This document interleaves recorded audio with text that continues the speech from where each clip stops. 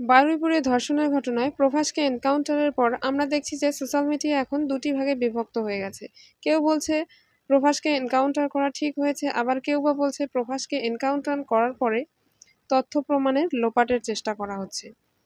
তবে এর মধ্যে একটা যেটা সবচেয়ে গুরুত্বপূর্ণ কথা হলো, তবে প্রভাসের মা এবং স্ত্রী তারা কি বলছে সেটা একবার শুনে নিন। করবে না আর কি এটা আমি বলতে পারছি না যে করেনি, কারণ এরকমই আমার বিয়ের পরেও আমি অন্য গ্রামও দেখেছি, অনেক অত্যাচার করে আমি এখন সংসার করছি।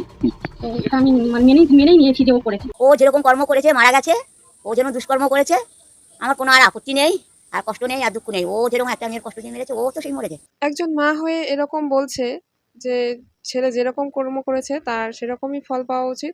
এটা কিন্তু খুবই উচ্চমানের ব্যক্তিত্ব দেখায়। সবাই কিন্তু এরকম বলতে পারে না। আমরা অনেকের ক্ষেত্রে দেখেছি যে যদি কোনো তাদের ছেলে বা মেয়ে ক্রিমিনালের সঙ্গে যুক্ত হয়, তারা কিন্তু তাদের ছেলে-মেয়েকে বাঁচানোর চেষ্টা করে।